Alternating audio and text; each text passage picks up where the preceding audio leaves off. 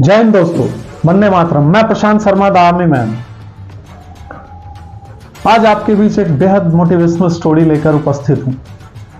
धीरे धीरे रे मना धीरे सब कुछ होए, माली सींचे सौ घरा ऋतु आए फल होए।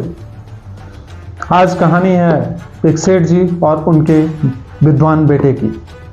एक नगर में एक सेठ जी रहते थे। श्याम नाम का उनका इकलौता बेटा था जो बहुत ही प्रतिभाशाली था। वो विदेश में शिक्षा ग्रहण कर वापस आया था। सेठ जी बड़े प्रफुल्लित थे। बेटे की मनसा जानने के लिए उन्होंने पूछा कि बेटा क्या करोगे? तो पुत्र ने कहा कि मैं भी आपकी तरह व्यापार करना चाहता हूँ। सेठ जी को अपार प्रसन्नता हुई। उन्होंने उसको उचित धनराशि दिया और बेटे ने हीरे का व्यापार शुरू किया।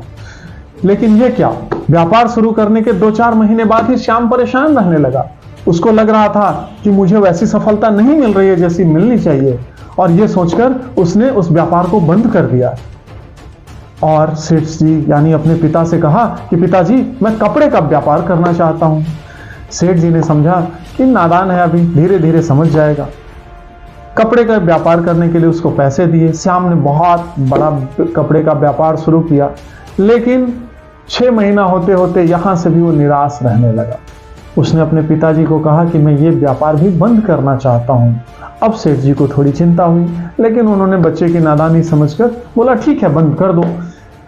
कुछ दिनों बाद फिर से श्याम ने लोहे का व्यापार करने का निश्चय किया और वो सेठ जी से पैसे मांगा। अब सेठ जी को चिंता होनी शुरू हुई और उनको लगा कि इस तरह तो ये सब कुछ बर्बाद कर लेगा। इसी चिंता में सेठ जी उलझे हुए थे। अचानक उनको उनके गुरुजी का ध्यान आया। वो जानते थे कि श्याम भी गुरुजी की बड़ी इज्जत करता है और वहीं से कोई ना कोई हल निकलेगा। ये सोचकर वो गुरुजी के पास गए, उन्हें सारी परेशानी बताई। गुरुजी धीरे से मुस्कुराए और बोले, ऐसा करो सेठ जी, कल अपने पुत्र के साथ आप मेरे आश्रम आओ। नियत समय पर सेठ जी अपने पुत्र को लेकर आश्रम पहुंचे। श्याम को देखते ही गुरुजी बड़े प्रसन्न हुए। श्याम ने भी गुरुजी का अभिवादन किया। उसके बाद श्याम को गुरुजी ने कहा कि श्याम, मैं तुमको आम खिलाना चाहता हूं। श्याम थोड़ा चौंका कि अभी तो आम का कोई ऐसा सीजन भी नहीं है और गुरुजी आम खिलाने की बात कर रहे हैं, लेकिन गुरुजी की बात सुनकर वो चुप हो गया। अचानक गुरुजी ने पोटली में हाथ डाला और एक गुठली निकाला और श्याम को कहा कि जाओ इसे बगीचे में लगा दो। श्याम गुरुजी की आज्ञा मानकर बाहर निकला। बगीचे में जमीन के नीचे उस गुठली को दबाया, वापस आया गुरुजी के पास। थोड़ी देर बाद ही गुरुजी ने उसको कहा, श्याम देखो, आम का पौधा निकल आया होगा, शायद उसमें आम भी लग गया हो, जाओ जल्दी से देख के आओ। श्याम को थोड़ा सा अजीब सा लगा, लेकिन गुरुजी का लिहाज करके वो गया। बाहर जाकर देखा तो वहां कुछ भी नहीं। वो आकर गुरुजी से बताया कि वहां तो कुछ भी नहीं है। फिर थोड़ी देर बाद, आधे घंटे बाद फिर से गुरुजी ने वही बात दोहराई, श्याम जाकर देखो, आम का फल आ गया होगा, पेड़ निकल आया होगा, उसमें फल लग गए होंगे, जल्दी से लेके आओ, हमें खाना है। श्याम बाहर गया गुरुजी का लिहाज करते हुए, लेकिन वहां कुछ नहीं था। फिर से अंदर आया। फिर आधे घंटे बाद गुरुजी ने वही कहा कि जाकर देखो, पेड़ में फल लग गया होगा। इस बार थोड़ा गुस्सा तो आया श्याम को, लेकिन वो मन महसूस के रह गया, लेकिन गया।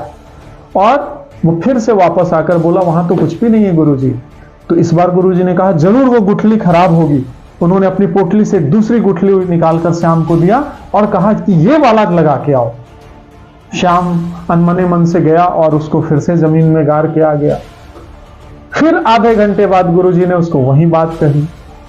वो गया बाहर, फिर से आकर वही जवाब दिया। गुरुजी बोले, कोई बात नहीं है, चलो हम लोग जलपान करते हैं।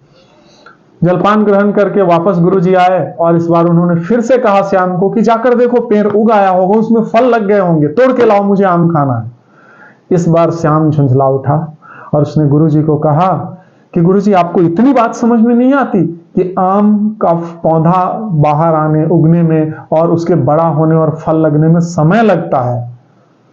गुरुजी मुस्कुराए, बोला, मुझे तो समझ में आ गया है, लेकिन यही तो मैं तुमको समझाना चाह रहा हूं कि व्यापार को भी बढ़ाने में समय लगता है।